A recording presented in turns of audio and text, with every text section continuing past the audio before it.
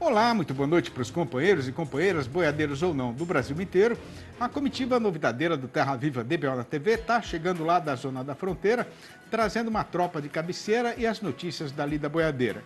E para começar a recitação do que a gente tem para contar, está todo mundo convidado a apreciar a nossa prosa abrideira do dia.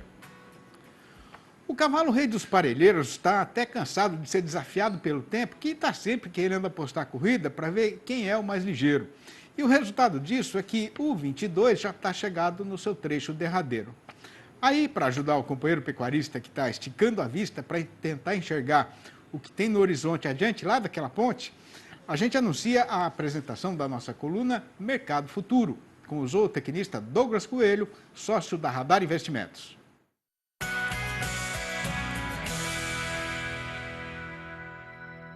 Olá, amigos do canal Terra Viva, aqui quem fala é Douglas Coelho, eu sou sócio da Radar Investimentos e hoje eu estou aqui para traçar um breve panorama dos mercados de boi gordo e de milho. Bom, começando pelo lado do boi gordo, a gente teve uma semana lenta de negócios, o feriado de finados dessa última quarta-feira deixou os negócios no mercado físico um pouco mais travados do que o normal, mas ele também teve um reflexo nas escalas de abate. A combinação de uma semana mais lenta de negócio, com uma tentativa de compra na casa dos 280 aqui em São Paulo, fez com que o pecuarista também desse um passo para trás do balcão.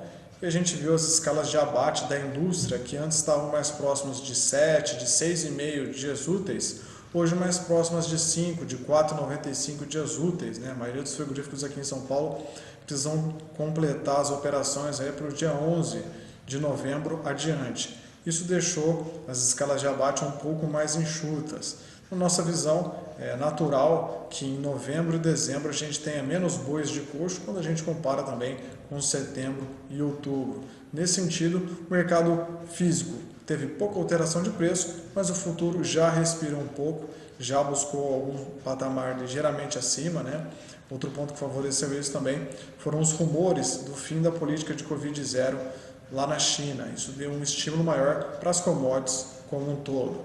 Olhando pelo lado do milho, a gente teve uma semana um pouco mais aquecida quando a gente compara com o mercado do boi gordo. A gente teve a notícia da volta do acordo de escoamento de grãos por parte da Rússia. A gente teve também um dólar bem mais fraco, um dólar se aproximando bem na casa dos R$ 5,00, 5,05 no final dessa semana. Isso estimulou tanto o comprador quanto os produtores a voltarem um pouco mais ativos para o mercado. Nossa visão é que o mercado do milho, as cotações do milho, sintam um pouco mais essa pressão negativa ao longo dos próximos dias. Bom, pessoal, essa é a mensagem que eu gostaria de passar para vocês. Um forte abraço, contem conosco aqui da Radar Investimentos. Até mais! E dando continuação na função, a gente faz a recordação de que o aumento do investimento é certeza de melhora na produção, mas para garantir o lucro, o caboclo tem também de controlar o consumo. E para ajudar nesta precisão, o Terra Viva DBO na TV apresenta agora um resumo das notícias do mercado de insumos. Olá a todos que nos acompanham, eu sou Pedro Gonçalves, engenheiro agrônomo e analista de mercado na Scott Consultoria. Vou trazer aqui para vocês hoje um pouco da situação do trigo, em relação ao plantio no Brasil e o que a gente está vendo em relação ao mundo para o cereal.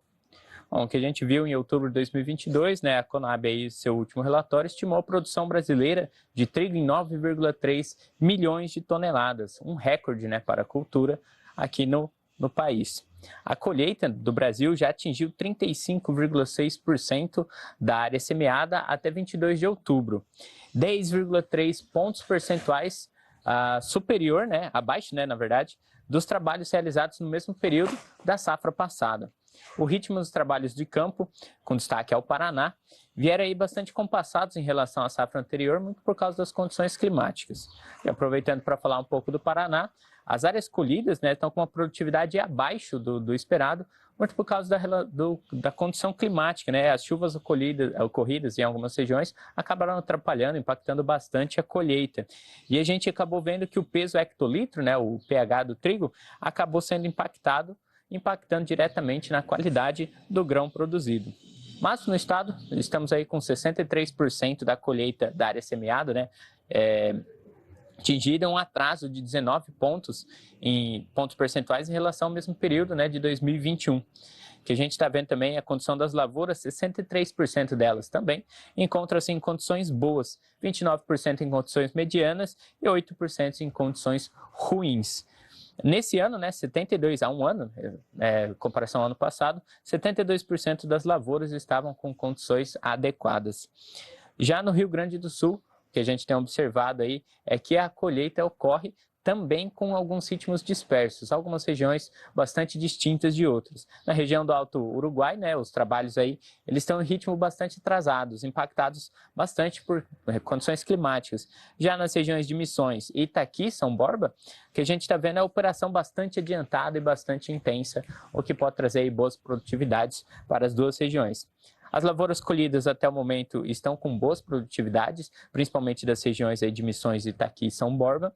E até 22 de outubro, segundo a Conab, a colheita no estado atingiu 9% da área semeada. Por fim, Santa Catarina, outro estado bastante importante para a cultura. As chuvas nas últimas semanas impactaram de forma direta, né, a lavoura, né, para a cultura, e acabou aparecendo, né, surgindo diversas doenças fúngicas, vários pontos, né, com as doenças causadas por fungos, e isso vai impactar principalmente a colheita e também a qualidade do cereal colhido. Bom, mas o que a gente vê é que o quadro de chuvas, né, acima da média, impactando bastante aí para a produção no Brasil. Já em relação agora ao trigo no mundo, que a gente viu nessa semana ainda ocorrendo, a Rússia acabou suspendendo a participação do acordo para as comercializações do trigo ali na região da Ucrânia. Alegaram aí que um fato político ocorrido na Crimeia foi impactante para que eles saíssem do acordo. O presidente da Turquia acabou endossando que é muito importante a participação de todos os países para garantir esse fornecimento, uma vez que a região da Ucrânia e da Rússia eles são responsáveis por 1/3 da produção, da comercialização de trigo no mundo. E a ONU diz que, né, que essa falta de comercialização pode trazer a insegurança alimentar a regiões bastante pobres no mundo. Então, muito importante aí, tanto a questão de mercado quanto a questão humanitária, a gente ficar bastante de olho aí nas relações comerciais no Mar Negro. Bom, o que eu tinha para trazer hoje era isso. Mais uma vez agradeço a todos, um abraço e até a próxima. E o Terra Viva DBO na TV volta já, é só aguardar. Já faz tempo que o companheiro produtor de leite brasileiro tem perfeita sabedência de que, no futuro, só vai ter lugar no setor para quem conseguir garantir a sustentabilidade ambiental do seu rebanho e da sua propriedade. O problema é que, olhando assim para o país inteiro, muita gente ainda enfrenta grandes dificuldades para saber o que fazer para dar atendimento a essa precisão. Pois então, para adquirir conhecimento e informação de qualidade a respeito dessa questão, a gente convidou para a nossa entrevista do dia o engenheiro agrônomo Laerte Cassoli, sócio fundador da Rumina, que vai participar da função falando ao vivo por vias internéticas, diretamente de Piracicaba, aqui mesmo no estado de São Paulo. Boa noite, Laerte. Muito obrigado pela sua presença virtual aqui no nosso arranchamento eletrônico. Seja muito bem-vindo e faça o favor de ficar à vontade, que a casa é sua, viu? Joia, Cisne, obrigado. É uma alegria estar com vocês aqui hoje. Alegria nossa. Ô, Laerte, qual que é a principal questão que a amiga pecuarista tem de pensar quando o assunto é sustentabilidade ambiental numa fazenda leiteira? Bom, Cisne, esse é um assunto que está muito em pauta, né? A gente tem escutado muito esse tema de sustentabilidade. E eu acho que isso é um reflexo do que os consumidores, né, vêm buscando, né? Cada vez mais a gente percebe um olhar para a pecuária, seja de corte e de leite, em como que a gente está produzindo alimento e como que isso tem impactado o ambiente. Então, acho que esse é um assunto que cada vez mais aí os produtores, independentemente do seu tamanho, pequeno, médio ou grande, vai ser um assunto que eles vão ter que olhar com muito cuidado. E quando a gente fala de sustentabilidade, a gente está olhando muito como que a gente faz o bom uso do recurso, né? Como que a gente consegue produzir mais, impactando menos o meio ambiente. Eu acho que essa é a grande definição aí que o produtor tem que ter em mente, né? Agora, falando assim da pecuária em geral, né, Laerte, qual que é atualmente o jeito mais eficiente de controlar a produção de gases de efeito estufa na propriedade? Muito boa pergunta, Sidney. Quando a gente fala aí dos gases de efeito estufa, primeiro acho que vale a pena a gente até esclarecer aqui para quem está nos acompanhando, né, que essa é uma forma da gente medir um dos impactos da produção, né, que é o quanto de gás de efeito estufa a gente coloca aí na atmosfera. E esse gás de efeito estufa está ligado à questão do aquecimento global, né? Então, quanto mais gás a gente colocar, mais chance a gente tem de aquecer aí o globo de uma forma geral. E na pecuária, a gente tem alguns gases principais, né? Tem o próprio CO2, a gente tem o metano ali, que é produzido ali pelo processo ali do rumen do animal, né? Então faz parte do ruminante a produção de metano. E você também tem o óxido nitroso, que é um outro gás também, muito associado ali aos dejetos, ali às fezes dos animais. Então esses são os três principais gases que a gente encontra em uma propriedade. E você pode ter uma série de práticas de manejo que levam à redução desses gases, né? Então, quando a gente manipula ali a nutrição dos animais, seja mudando os alimentos, seja colocando aditivos, né? Hoje a gente tem aditivos ali que podem reduzir essa emissão de metano, por exemplo. Quando a gente trabalha de forma correta ali os dejetos, né? O manejo correto do esterco também, você vai diminuir ali o óxido nitroso. Enfim, tem uma série de práticas aí do solo também, né? Acho que vale destacar aqui, a partir do momento que o produtor trabalha melhor o solo, tem um solo mais saudável, com teor de matéria orgânica mais elevado, tudo isso contribui para essa redução desses gases de efeito estufa que a gente sempre vem falando aí, escuta cada vez mais. Olá, Laerte, o que é que a sustentabilidade ambiental tem a ver com o aumento da produtividade na propriedade? Também muito boa pergunta isso, né? E essas coisas se conectam, né? Então, é inevitável uma fazenda de leite produzir gás de efeito estufa. Isso é perfeitamente esperado. O grande segredo está como que a gente consegue produzir mais em relação a essa emissão. Então, o que vale muito, né, a grande métrica que a gente vem olhando é o quanto de quilo de CO2 a gente joga para o meio ambiente por litro de leite produzido ou por quilo de carne produzida. Então, toda vez que a gente aumenta a produtividade, invariavelmente a gente diminui o impacto ambiental, porque você dilui esses gases que a gente joga no ambiente. Então, toda vez que você leva uma vaca de 10 quilos de leite para 15, para 20, para 30, invariavelmente você diminui a quantidade de CO2 por litro de leite produzido. Então, a gente ganha eficiência. Então, uma das formas mais rápidas de a gente diminuir esse impacto é aumentando a produtividade dos rebanhos. Agora, como é que o fazendeiro faz para saber se a propriedade dele é pouco, mais ou menos, ou muito sustentável? Muito bom, Sidney. Eu acho que existem aí algumas ferramentas que a gente vem olhando no mercado, tem uma série de laticínios que estão fazendo esses levantamentos junto às fazendas. Então, existe ali uma série de informações que você pode coletar da fazenda para tentar estimar essa pegada de carbono por litro de leite produzido, tá? Então, existem uma série de dados que você precisa coletar para poder calcular isso. Agora, existem cálculos intermediários que a gente pode fazer, como a gente comentou aqui do metano.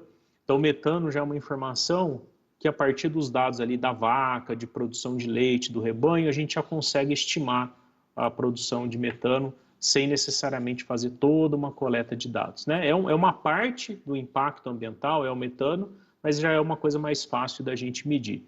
Para estimar o CO2 como um todo, aí a gente já precisaria coletar mais informações da fazenda para poder calcular essa pegada de carbono que a gente comenta tanto, né? Agora, Laerte, vocês lançaram recentemente, né, o maior benchmarking de produtividade e sustentabilidade da pecuária de leite no Brasil, né? Agora, explicando melhor para mim, que sou meio matuto, não sei falar inglês, o que é benchmarking? Muito bom.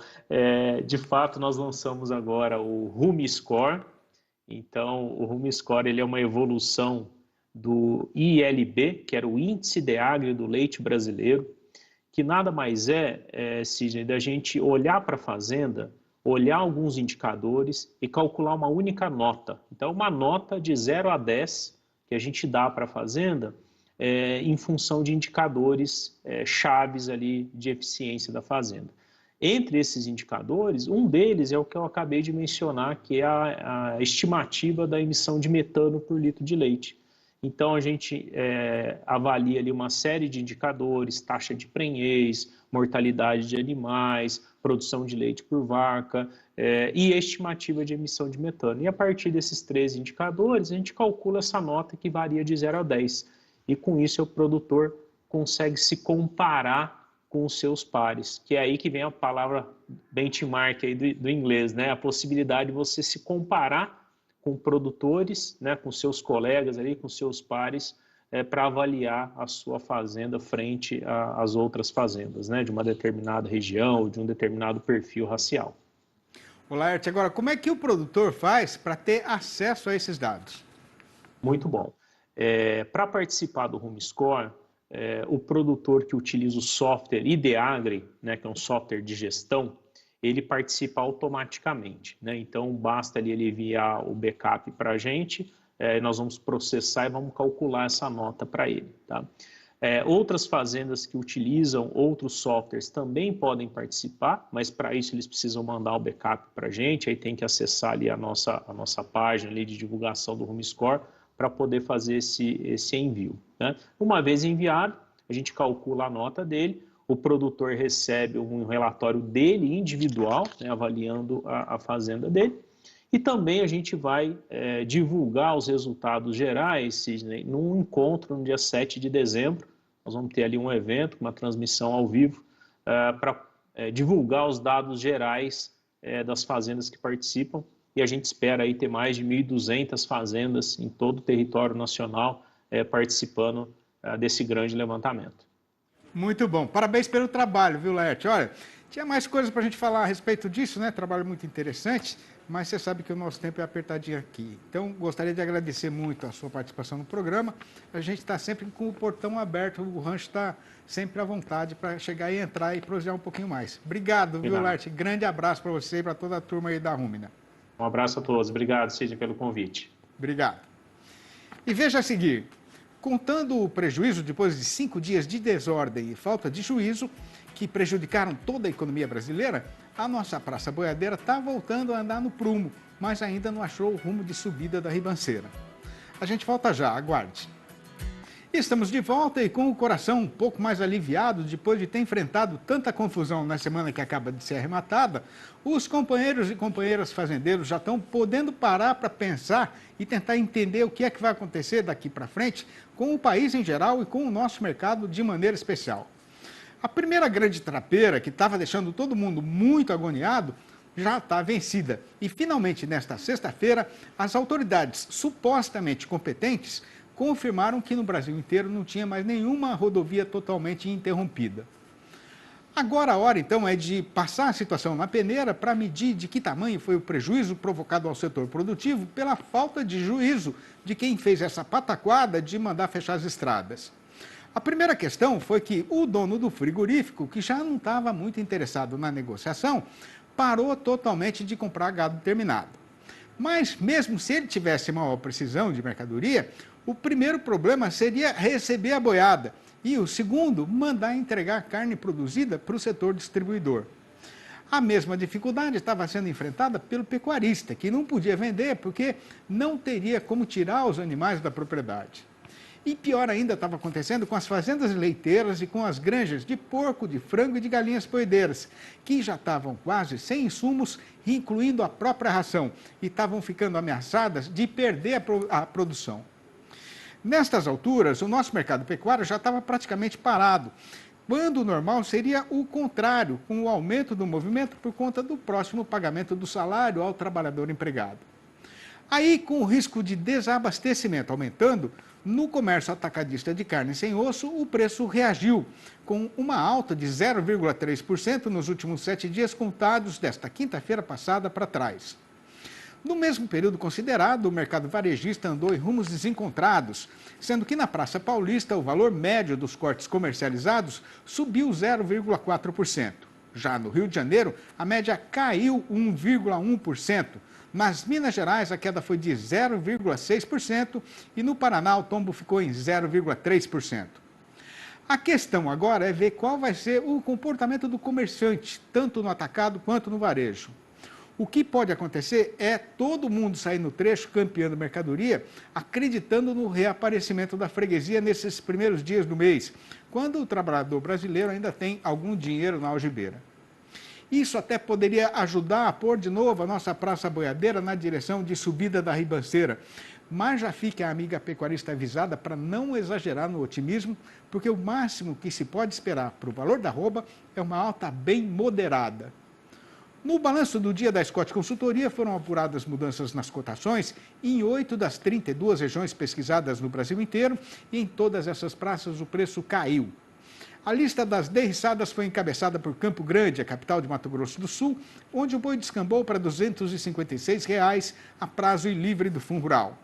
No norte de Mato Grosso, o macho voltou para R$ 246,50. Em Marabá, no Pará, a vaca piorou para R$ 242,50. No oeste do Maranhão, a fêmea escorregou para R$ 244,50. No sul da Bahia, a vaca já não vale mais do que R$ 248. No mesmo trieiro foi Belo Horizonte, a capital das Minas Gerais, que trabalha agora com a fêmea a R$ 249. No sul do estado, o boi foi rebaixado para R$ 266. E no sul do Goiás, o preço máximo do macho é R$ 254. Minha alma sempre espera, calma, a primavera, mas eu estou longe de ser bondoso como um monge. E se for para defender meus companheiros, eu sou mais ligeiro do que a gata pintada atocaiada na galhada, esperando passar o cateto apalermado que ficou apartado do bando. A lida que eu escolhi nesta vida foi correchão nesse sertão, tocando viola e boiada, pelejando contra a injustiça que campeia nessas aldeias. E na minha jornada, o que mais atiça o meu coração é a paixão, jamais a cobiça. E depois de peneirar, abanar e escolher a melhor parte da nossa produção de poesias, o resultado foi a publicação dos 4 livros da minha série Versinhos de Caipira, que já deram 4 voltas e meia no chão do sertão brasileiro e continuam à disposição dos companheiros e companheiras, boiadeiros ou não, do país inteiro. Mas não vai adiantar campear nas livrarias, porque lá não tem. Para saber como fazer para comprar um exemplar ou logo a coleção inteira, o amigo e a amiga podem falar diretamente comigo no meu telefone particular, que é o 11 98224 1807. 11 98224 1807. Ou mandar um e-mail para sidneymasp@uol.com.br ou ainda achar meu nome lá no Facebook. E o Terra Viva DBO na TV de hoje vai ficando por aqui. Um abraço, um ótimo final de semana para todo mundo e até segunda-feira então.